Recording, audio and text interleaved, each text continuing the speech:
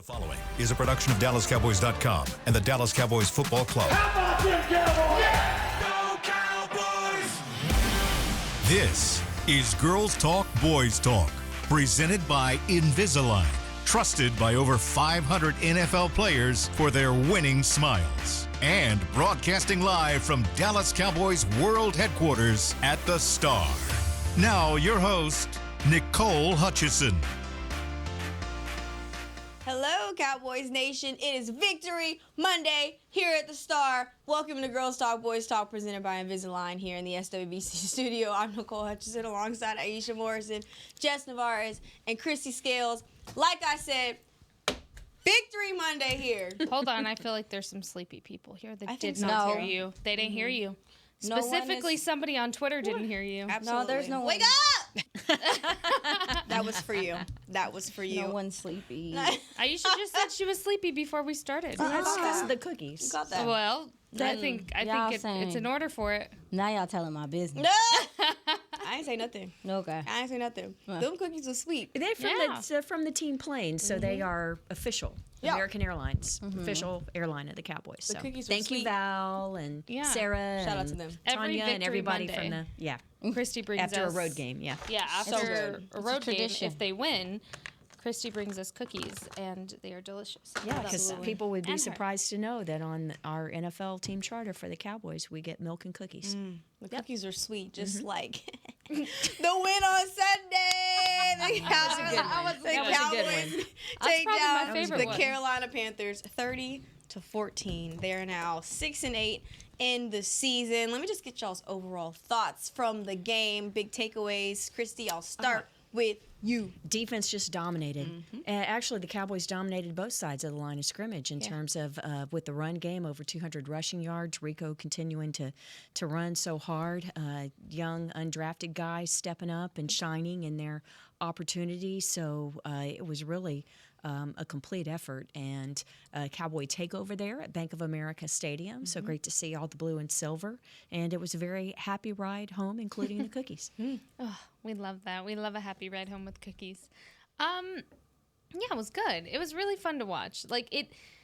It's one of those games that I was having so much fun watching that it just kind of made me reminisce. Like, man, I wish these things would have fallen into place sooner, because it was fun to watch, and it gave you like a glimpse of what a healthy-ish Cowboys team could look like. And I'm referring specifically to the defense, especially with Micah kind of coming back on his uptick since his injury. But it gave you an idea of, if you had all your guys healthy, all of your starters, all of your key players, your veterans that are out in this game, how much more fun would this be to watch? Like, no doubt you wouldn't be seeing a Dak Prescott in the fourth quarter because it'd be a blowout win. Things like that just kind of start going through my head, and made me go back through the schedule, think, man, I really, and hearing even Greg Olsen talk about it on the broadcast, like, this season was truly defined by injuries. And it makes me sad. It makes me sad because I feel like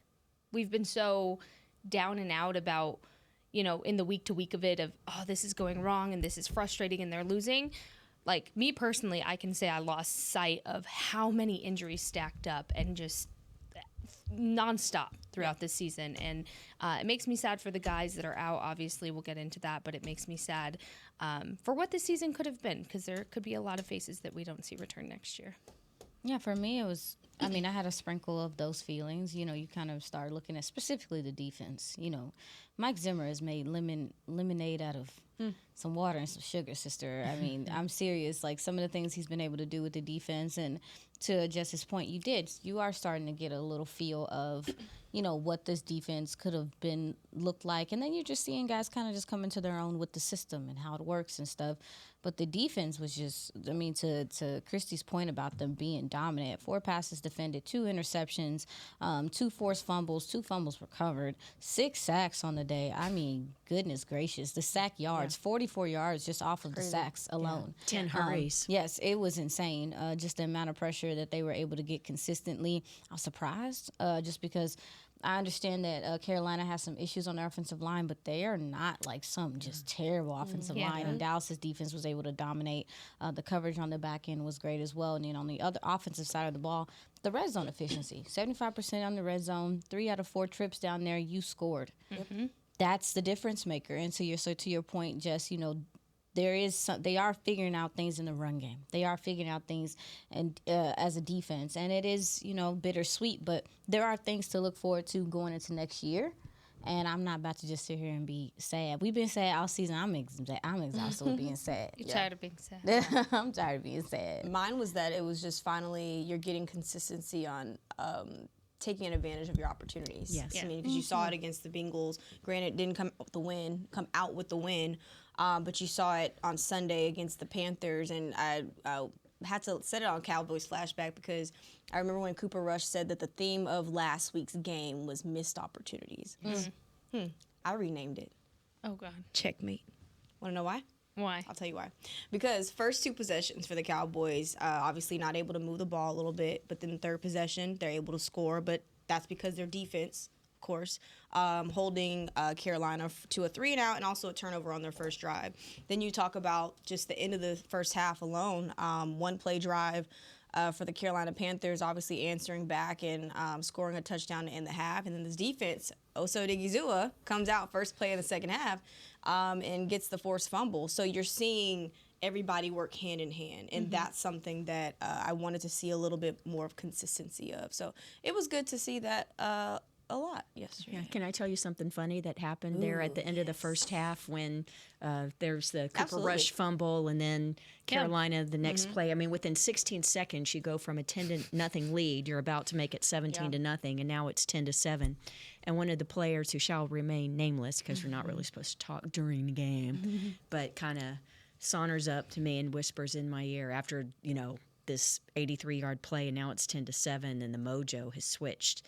And he comes up to me and he says, as my mom would say, "Ay, Chihuahua." Oh, my goodness. See, I was thinking the exact same thing because it was just like "Ay, Chihuahua."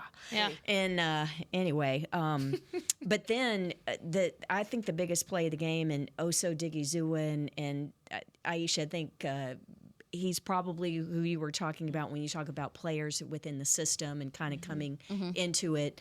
Oso, I think a lot of us would say, played his best game in his Cowboy career. But that play to force the fumble on the first play of the third quarter. Yeah. Well, and that goes to your point, Nicole, of taking advantage of opportunities. Maris Leofau gets the start in place of DeMarvion Overshown, and Bryce Young is escaped from the pocket, and Maris just goes directly for the ball, punches the ball, and so not only forces the fumble, but with Nealand falling on it, I mean, they took advantage of the opportunity, and there have been some forced fumbles, but they haven't gotten on the ball. And so, it was, we talk about complementary football, and we mean within, offense helping defense and special teams helping and all that kind of stuff, but even within each unit, right? Yep. Being in the right place at the right time and following up and swarming the ball. And so when you make contact and force a fumble and someone's there to recover it. So I thought that was a great example. Oso was giving very much Thanos vibes. Absolutely. He reminded me of Thanos in this game, very much dominant. Fine, I'll do it myself.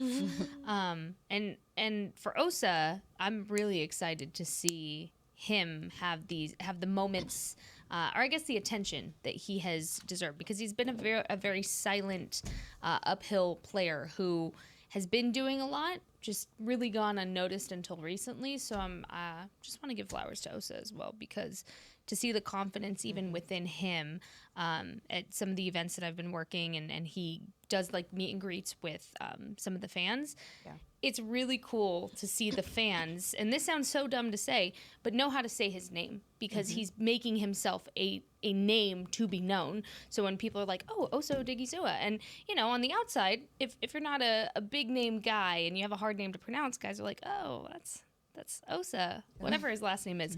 But people are excited to see him, and the way he's interacting with people, the confidence he's exuding, is really exciting to see for Osa. Now, just have to put a little rain on the parade. He's hitting that free agency market next year as well. So, as Aisha would say, what do you say? You fast and it's fast and pray. fast and pray for something to see him in a star again next year. They can't be playing them games. When you look at the DT depth, it's non-existent. Like I really hope that they don't play no games and they just sign them or whatever the case may be. But dude, I was looking at some of his stats earlier, and this is a 4-sack season for him. The amount of QB hits he has gotten, just the pressure, the constant pressure that he's getting. He thrives in stunts and things like that. But I think we would be remiss to mention also Odigizua playing well and not mention who's playing next to him right now. Yeah. That's number 68, Mozzie Smith.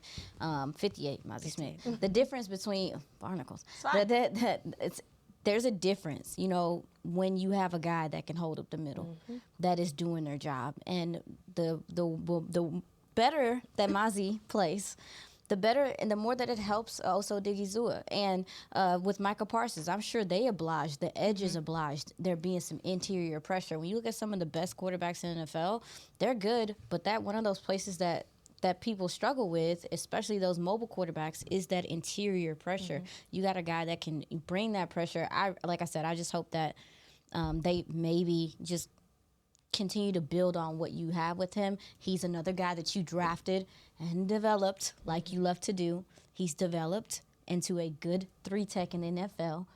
Let's just keep rolling with it. Just keep rolling with it. That was something I wanted to add off of Jess's point. Some of the things that Osa Odigizua is gone unnoticed because they couldn't stop the run earlier on in the season. Yeah. And that's also because you didn't really get what you needed from Mozzie just yet. Yeah. And so now that, kind of like what Aisha was saying, now that you're starting to see Mozzie take up more space and take on more double teams, and now people are trying to have to literally not game plan for Mozzie, but also are noting that the fact that they have someone that can obviously take up space.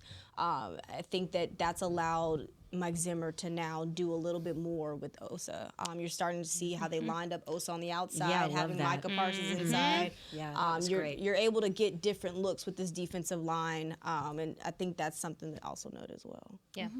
Yeah, I thought you're right. No, it's the creativity, and that's exactly what I was going to mention, how they slid Micah into the 3 technique, and Osa coming off the offense's right side, so he was, far out at left end, and it was effective. It was effective. Yeah. Saw that in training camp. I remember seeing the lineup. Yeah, I remember seeing it, and I was like, that's gonna suck. I mean, I can only imagine if you had an overshown out there, because what you do, you just stress one side of the offensive line, and they just gotta beat it. And a lot of times people can't. But I will say, in regard to the defense as well, Carl Lawson is someone to note. I mean, his effectiveness as a pass rusher is something that was on display. He's definitely coming to his own a little bit as the season has progressed. One of those early signings that they had to take care of, with all the injuries. But also, too, I felt like there was another gentleman that we didn't mention. Chauncey? It's not Chauncey. It's not the defense. It's not the defensive line. Donovan. I think when you start talking about the safeties that do linebacker-esque things benefit from a Mozzie Smith, from this defensive line playing better as well. And we did see that Carolina opted to use Chuba Hubbard as more of a receiver in this game. I assumed that maybe they would see that the Cowboys linebackers had some trouble with that last week, and they decided, okay, well, we're gonna do it too. And I thought that Marist had his few issues. I think he had the holding call, during the game, but I felt like they held that down pretty well as well. So, yeah, I mean, they're playing some football. You can't be mad at it. I get it's Carolina, but can we also also talk about the blitz packages with J-Lou? Oh, that was exciting. Oh my gosh. That's exciting. It was so fun to see again. And it's funny because we were listening and not judging last week. Christy, we were playing a new game called We Listen and We Don't Judge. And we were judging a little bit. And we kind of posed a question, which was, what opinion did you start the season off with that has kind of veered and changed as the season went on? And we had talked about the safety room. And so I was like, ooh, good. Do that every single time because it has been such a slow progression for the safety room. I don't even want to just say under Zim either. Kind of started last season and it's carried over to where I feel like they just didn't know exactly what their job was. And then switching systems, now you kind of have a new job and perspective, and you're, not able to do what you want to do with the blitz packages, which was, J-Lu's, I guess, strength, one of his strengths as a player.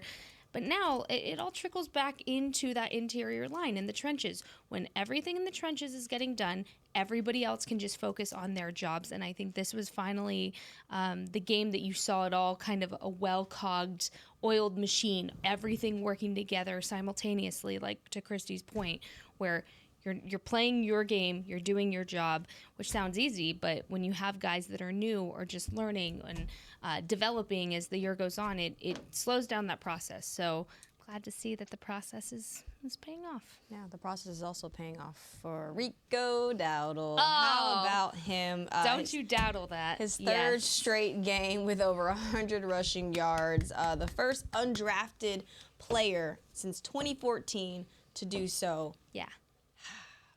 Yeah. Long time coming for Rico. Yeah. Man. I'm impressed. What was the emotions like over there on the sideline? We got to get the inside scoop. Yeah, Yes. it's something when your run game is going and the running back is getting yards after contact. It not only fires up your offensive linemen, I mean, everyone in the bench area is up and paying attention. It's like meerkats, right? Everybody's up and looking, and it just lifts the energy of the whole sideline. And the thing about Rico, though, there were a couple of moves yesterday that were particularly nifty. Talk about it. I mean, real nifty, getting to the second level. Like, real impressive. And then I also want to say that I think arguably one of his best plays yesterday was pass protection. That first scoring drive, the one where C.D. Lamb had, the 4 catches in the drive and ends up with a TD catch. The blitz pickup that Rico had on that, not only identifying but crossing in front of Cooper Rush, going from the left side to right to pick it up. So it's recognition, it's moving over. I mean, there's a lot to that, and it was really, really impressive. And Mike McCarthy said something in his press conference just 30 minutes ago when asked about Rico. He said that the next thing in his development as a player in his career is being a third down back, being a true third down guy option. And to me, that implies catching the ball out of the backfield, which he's done some, but he's not really what you think of as your third down back. And so what I'm going to try and suss out during the week is, does that mean in these last 3 games that we'll see more opportunities like that for Rico? Or is that more of a off-season, through training camp kind of project? So I'll see if I can suss that out and see if we can expect to see Rico a little bit featured in that way in these final 3 games. Let me ask you guys a question. Do y'all think that he can be? Oh, yeah. Yeah. Yeah. Yeah. I mean, Christy talked about some of the moves. I tweeted out, he played with impeccable balance. He played very under control, I felt like. You can see the confidence in his running. I mean, you can just see it, the difference in his vision. It doesn't take him long to see it. He sees it, he goes. The footwork from him is something that, and we've been watching Rico. I think this is the best his feet have been. I don't know if it has anything to do, we've talked about the diet, but it also too is just the repetition and being able to play, and this is to me some of the product that you get, and we got to give it to this offensive line. Holy muffins, the amount of changes that they are having to endure. I mean, you had Edoga go down early in that game. Tyler Guyton has to go back in. Edoga comes back in. You have Brock Hoffman at center now. There are a lot of changes on this offensive line, and they just lining up and running the ball. Yeah. A lot of running the ball also, too, is willingness and want to. The tight ends are also blocking better on the outside. I think we're starting to see Jake Ferguson look himself a little bit more again. Yeah. But then also, too, you talk about the wide receivers. C.D. Lamb threw some blocks yesterday. Well, crazy enough. It's terrifying me because he's injured. Yes. But there is a willingness to this team right now, and I want to say that it's it does say something about them to deal with what they dealt with last week. Because I'm telling you, y'all, I think the loss hurt them, but losing DeMarvion Overshown was emotionally very difficult for them. Because I remember the first year, the way it felt. So they were devastated. Yeah. And to pick yourself up, knowing you're eliminated from the playoffs, to come out here and put on the performance they put on, there was urgency there, as though you would have thought that they're like, and again, there's still a chance, but you would think that they're going into, I'm just being honest, the way they're running the ball and playing defense, you're like, oh, they trying to prep for playoffs. The way they're trying to go on a run. Yeah. So for me, it's the run game. It's a lot of things working together, but there's a willingness across the offense that you're starting to see, and I think is paying dividends. I think it ties in with also the respect that they have for their runner too. Yeah, because I was gonna say that too. I mean, you obviously have seen what Rico Dowdle can do. And they're seeing it, so now it's like, okay, belief. A little bit, the belief. Not only that, they've been seeing it. They've been seeing Rico work his tail off to be where he is now. And I mean, you're talking about a guy, an undrafted guy that's come in and had this reputation of, injury after injury after injury, which if you talk to him about it, he explains kind of why that's not exactly true in the terms of like, hey, this happened and it was a different injury from this, and that like that's the nature of a running back, is you get banged up and you get banged up quick. And so y'all know how I feel about Rico, y'all know how I feel about what he's done, but I just want to say, like, in reflecting to my point earlier of like how this game made me feel, the running game was something I was like, dang it, I really wish they would have figured this out sooner, because there were some games that called for a good run game that I think could have changed kind of the course of things. How do you take that? Hey, we're going to hold that note because we got to take our first break. We'll be right back with more Girls Talk, Boys Talk, presented by Invisalign. Hey y'all, Matt Pittman of Meat Church here. With football season kicking off, I'm already gearing up to bring the smoker back to AT&T Stadium for some epic tailgates. But with that Texas heat, it's crucial to keep my beer hand cramping cold. That's where Yeti's insulated Colster can cooler comes in clutch. This year, you can even get them with the iconic star engraved on the side. Licensed Yeti Cowboys gear is now available at Stadium Pro Shops, concessions, and on Yeti.com.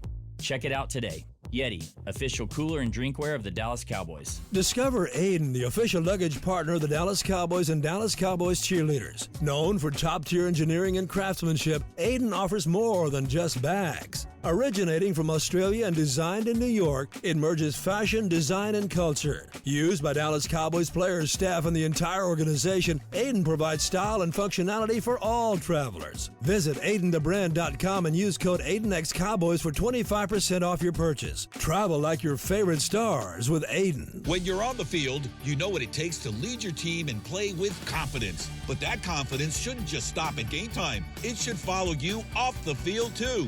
Join over 500 NFL players who trust Invisalign, the #1 doctor-recommended clear aligner brand. Ready to take the first step towards a smile you'll love? Visit Invisalign.com/NFL and find a doctor near you today. Transform your smile and take your confidence to the next level, both on the field and off. Cowboys fans, when it comes to navigating the ever-changing world of tax, your business needs a partner it can trust to tackle even your biggest tax challenges. Ryan is the largest firm in the world dedicated exclusively to business taxes. Our team of tax professionals has local expertise in all areas of tax and can help you uncover savings opportunities you didn't know you had. Learn more about how Ryan can improve your overall corporate tax performance by visiting Ryan.com. Ryan, the official tax partner of the Dallas Cowboys.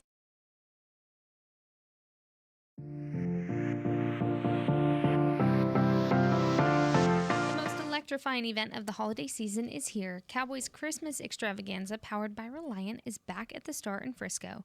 Join us every Friday and Saturday night from November 22nd through December 21st for a spectacular holiday show with the Dallas Cowboys cheerleaders, rhythm and blues, Rowdy, Santa Claus, and surprise tree lighting appearances from your favorite Dallas Cowboys heroes. Best of all, the show is free.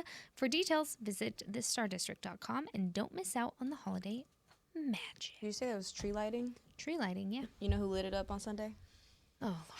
That was good. That was good. Jaylen Brooks, and I'm only saying that because that was his first touchdown of his career. See? That was good. That was good. That was well deserved. That you know was what? well deserved. It's because it's a Victory Monday that they just feel like extra I couldn't believe you Extra didn't there. say Cooper Rush with 3 touchdowns. Well, I was going to, but I wanted to give some more shots to, not shots, but like shout outs a couple to of them Jaylen Brooks. things was dimes. Yeah, Yeah. because his best throw was the one to Jaylen It Brooks. was. So It all, was. I see where It- you were it- going, I was Nicole. gonna get there. I just had to start off with Jaylen Brooks. Let 'cause- her lead up. I'm sorry, my Yeah, bad. it's okay. It's fine. You know, let her my cook. bad, my bad. We listen and we don't judge. that part. But no, Jaylen Brooks, we talk about the wide receiver 3 position, and I'm going to go to you first just because this has been, there hasn't really been a true wide receiver 3 all season long, if you think about it. In terms of production, I'll say that. And so you see Jalen Tolbert and Jaylen Brooks, the 2 Jaylens, get it? Jaylen. Battling. But no, how impressive were you or how happy were you to just see that happen with Jaylen Brooks? And do you feel like the wide receiver 3 position is, I guess, starting to formulate? First and foremost, Jaylen Brooks is no stranger to this podcast. Posted a clip of Haley being on here, giving him his flowers, and she did it well before that. We talked about him early on because he stood out very early. And his temperament, the way he prepares he's very coachable. He's a very coachable guy. But what I want to say about that position, because there was a lot of discourse on Twitter, and I kind of got into it with some of y'all. I was feeling a little feisty yesterday, so that's fine. But the discourse is about the wide receiver 2 and 3 position, because automatically, Brandon Cooks is wide receiver 2, and then wide receiver 3. We talked about this on Friday, and Christy will catch you up on that too. But basically, we don't know. It's a question mark. It's still a question mark, and we went into the season being very heavy on, is it Jalen Tolbert, Jaylen Brooks? We still don't know. Kevontae Turpin, don't know. But what I will say is I don't think we see that race play out until you get Dak Prescott back. Only because I do think you're seeing Jaylen Brooks get more attention from Cooper Rush because, like we've talked about, they get the practice reps together. I do know that Jaylen Brooks works a lot with Cooper Rush specifically, so it wasn't surprising to me to see that connection make its appearance. Like, that just looked like a play that was practiced, as much as they possibly could with those two. I don't think you see it shake out just yet, and why I don't think that as well, because again, we have a laundry list of free agents. Those conversations start to creep up, and Brandon Cooks is on that list. So I think things change a little bit if he remains here, and they change a lot if he doesn't. So I don't know. But what I will say is Jaylen Brooks has absolutely worked to kind of come back up from being I don't want to call him an underdog by no means, but Jalen Tolbert had the praise and the highest highs at the beginning of the season. Then now you've kind of seen a dip to Jaylen Brooks. And honestly, I just feel like you won't know until Dak is back in the fold. And even then, you have 2 really good Jaylens. And people can be down and out about Jalen Tolbert. I'm not. But I do think Jaylen Brooks has a lot of Michael Gallup-esque qualities. That's what I was texting my dad during the game, was a lot of tippy-toe Jaylen Brooks and twinkle-toes Jaylen Brooks, and I think you need a guy like that. So to answer your question, let's circle back to this conversation, training camp, because I really don't think these next couple of weeks will determine anything. I do think it could turn heads to who gets more opportunities when that time comes. What you got, Christy? Yeah, I agree. In regards to wide receiver 3, Jess, you're right. I don't think it's shaken itself out, but Jaylen Brooks certainly helped himself yesterday. And what I loved about it is this is a local kid who grew up 15 minutes away from Bank of America Stadium, literally 15 minutes from where he played yesterday. And then I know that if you look at the roster and when the Cowboys drafted him in the 7th round a couple years ago, it's out of South Carolina. No, he did not start his career at South Carolina in a big-time program. He was at Wingate, which is a 35-minute drive north of the stadium. So this is a kid who spent the first 20 years of his life in that area, in that Charlotte metro area. And he had over 50 people at the game yesterday, not just friends and family, but coaches, youth league coaches, teammates from high school, teammates from Wingate in South Carolina. And he told me after the game that he also had principals there, so school teachers and principals. at the game. For And Jaylen. so it was, I was just thrilled for him That's a because big I deal. remember talking to him specifically about it last year when the Cowboys played there in Carolina, and we were talking about his hometown and stuff like that. And so we revisited it a little bit yesterday, and then after the game, when he was talking about even having his school principals there. So I was super happy for him. And it was such a great play because, as he explained after the game, in case you didn't hear his explanation of the touchdown, that was one where Cooper Rush was getting pressured, breaks out of the pocket, rolls right, buys time. Jaylen Brooks was over on the left side and came across the right side, in unison with Cooper Rush, makes himself available for the throw. But he wasn't anywhere near the primary receiver on that particular play. He was running a clearing route for Brandon Cooks. So the play was designed for Brandon Cooks, and Brooks is just supposed to do the dirty work on that, clear it out, yet follow the principles that you're supposed to follow. There are rules when you go beyond that 2.3 second threshold, and the quarterback is buying time. And he did the right thing, and it paid off, and it was also a fantastic catch in the back of the end zone. Yeah, it's a way for him to. I like receivers that keep working during scramble drill. You saw him; he realized that Cooper Rush was in trouble. I thought that was a heck of a pass by Cooper Rush, rolling to his right, just a dime. I don't know if there's just times where he delivers the ball on time and it looks good. I'm just like, oh, Cooper, I see you. But listen, sisters. I don't mean to be that person, but I will say, Go ahead. in regard to the wide receiver 3 position, I don't know if I think you said it. I think you said it this week. On Friday? This is Kevontae Turpin has Yeah. been your wide receiver 3.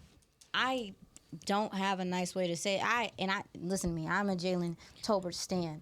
However, one thing that he struggles with is getting off a press, playing through contact, blocking on the outside. You cannot be a wide receiver in this league and not do those things. Yep. Every coaching staff is going to ask you to be involved in the run game. They're going to ask you to sustain blocks. You got to be able to get off a press and play through contact. That is something he's had trouble with all year.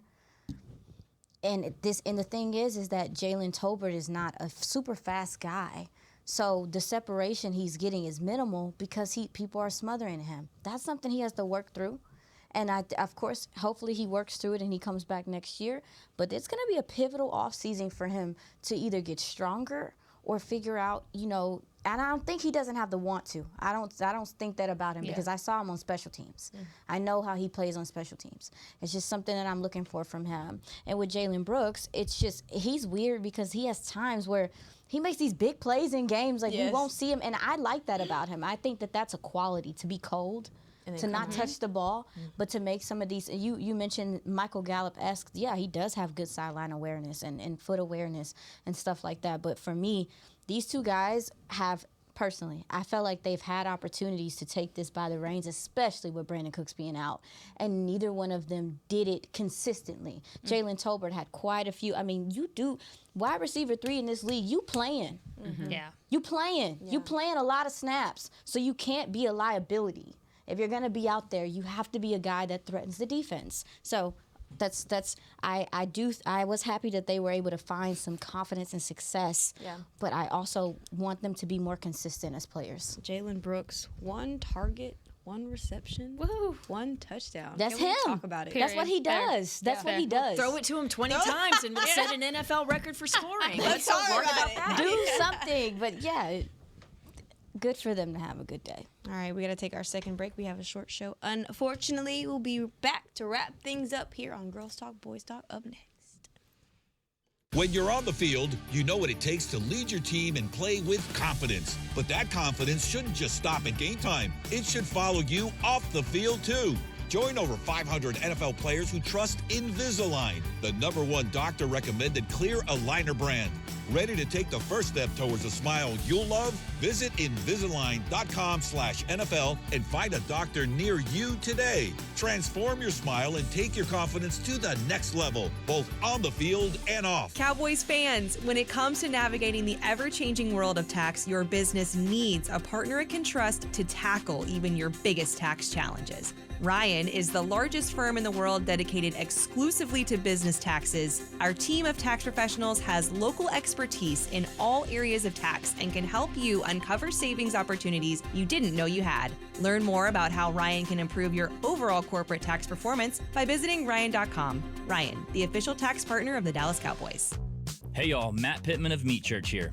With football season kicking off, I'm already gearing up to bring the smoker back to AT&T Stadium for some epic tailgates. But with that Texas heat, it's crucial to keep my beer hand cramping cold. That's where Yeti's insulated Colster can cooler comes in clutch. This year, you can even get them with the iconic star engraved on the side. Licensed Yeti Cowboys gear is now available at Stadium Pro Shops, concessions, and on Yeti.com. Check it out today. Yeti, official cooler and drinkware of the Dallas Cowboys. Discover Aiden, the official luggage partner of the Dallas Cowboys and Dallas Cowboys cheerleaders. Known for top-tier engineering and craftsmanship, Aiden offers more than just bags. Originating from Australia and designed in New York, it merges fashion, design, and culture. Used by Dallas Cowboys players, staff, and the entire organization, Aiden provides style and functionality for all travelers. Visit AidenTheBrand.com and use code AidenXCowboys for 25% off your purchase. Travel like your favorite stars with Aiden.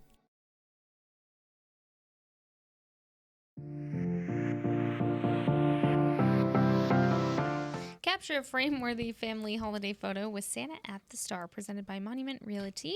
Santa will be spreading holiday cheer at his Cowboys-themed cottage at the Star District from November 22nd through December 24th. For more information to book your visit, head to thestardistrict.com/Santa. Go visit our man. All right. That's our dude. Right. Santa? Yeah. You want to be on the naughty list? Don't think so. Santa's our man? Not like that. He's our dog. Santa is not my man. All right. Not like that. Oh my gosh. All right, y'all. Before we wrap things up, every win, you still know there's need for improvement. What area do you feel like needs to improve for this team? And I'm going to go with Christy first. Oh my god. That was good, girl. Oh my god. What you got, Mama? Have you ever seen anything like that? I have not. That was good. That was good. My bad. 14 penalties accepted. Sister. Even more committed. Jesus. We literally were like 10 minutes from Charlotte Motor Speedway, which is NASCAR. That you're in the heart of NASCAR country in Charlotte. And if this were a NASCAR race, the second half in particular would have been under caution flag. I mean, I am sick of these flags and this sloppy play and things like illegal formation. Chuma, Tyler, get up on the line. I think These you are should go not talk hard to them. things. These are not hard things. So Yeah. you can get away with it on a bad team, against a bad team like the Panthers, but you can't get away with it coming up against Tampa and Washington and the Eagles. So let's clean it up. No, I ain't lying. Baby. So Just- your turn. Well, to piggyback off of you, Mike McCarthy has had under a Mike McCarthy era, you've had 3 14 penalty games. This one in 2021 against the Raiders, there were 14 for 166 yards. Last one, wild card weekend, January 2022, 14 penalties for 89 yards. Guess what all 3 of those have in common?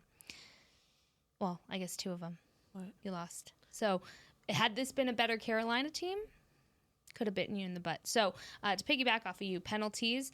We were just talking about this in the break. For me, areas improvement, where are the tight ends? I want to see more tight ends. We're talking about things that, you could shake out a little bit of what's to come during the offseason and next year. Tight ends. I want to see where you at. Not Jake Ferguson, obviously, is excluded from that conversation because obviously coming off of injury and all that. Jake Ferguson, excluded from the conversation. Where's your tight end 2? Where's your tight end 3? We're talking about wide receivers. Where's the usage of your tight ends? Yes, they have to block. Yes, the offensive line's been struggling.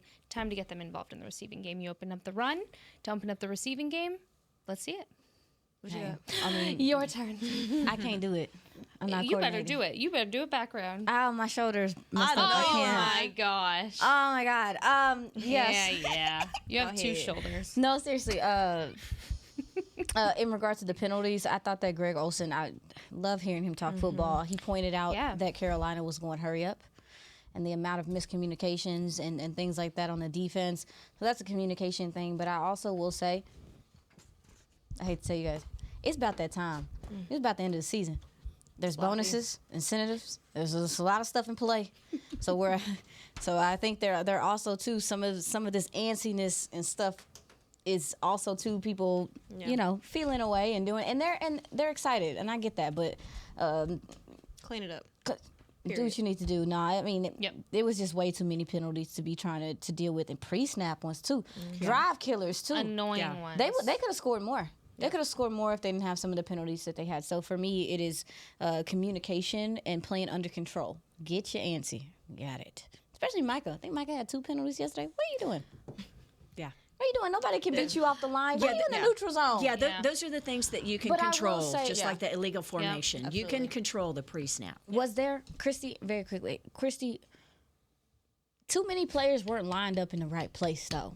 It was weird. It was, that's what I'm saying. was Like, weird. so I know we getting onto them, but I also want to know, like, Why? what if there was some miscommunication from the refs or whatever the case may be, because you had multiple neutral zone infractions, you had multiple illegal form. Like, was there some weirdness on like where they were supposed to line up? Maybe we can find that out later in the week, and that's all. Do I some got. digging. Yeah. I'm gonna go. Cheers. Well, of course, penalties. Number 1. What you got? Number 2. Where the hell is Cavante Turpin? I'm confused in this offense. He had a play. 1 Yeah. target. Yeah. What happened the last 2 games? Yeah. I have questions. You talk about wide receiver 3. We just talked about it. Cavante Turpin has shown that he could be a trusted target. Cooks is back. Him and Cooks too. That's Cooks is back. But Cooks that's is back. probably why. Yeah. But I don't think that it makes sense. Why, Well, I don't but think it makes that's sense. probably why. Because he's The a math is veteran. not mathing. But no, It's not I mathing. think really it's that they were able to run the ball effectively in the second half, and with the lead, they're able to run it out. Yeah. And Cooper Rush only attempted 29 passes yesterday, so Cavante Turpin's opportunities were limited. Makes and sense. and it's what we've all been saying we want: run the ball, get the lead, run the ball, and then they do, and we're like, throw the ball to Cavante. Right now. Right now, I say. Well, but to be fair, No, I'm not picking on him. I'm just saying that's absolutely the way it good is. point. true. I still wanna see but him you more. can still pass Yeah, the ball to yeah. Cavante the other times you're not You running do the it ball. 29 times. You can do it more than once to Facts. Cavante. Just like that, straight to the point. All right, we got to wrap things up here on Girls Talk, Boys Talk. For Aisha Morrison, Jess Navarez, Chrissy Scales, Nicole Hutchison, we'll see y'all back here tomorrow. I hate to talk. This has been a production of DallasCowboys.com and the Dallas Cowboys Football Club. How about this, Cowboys?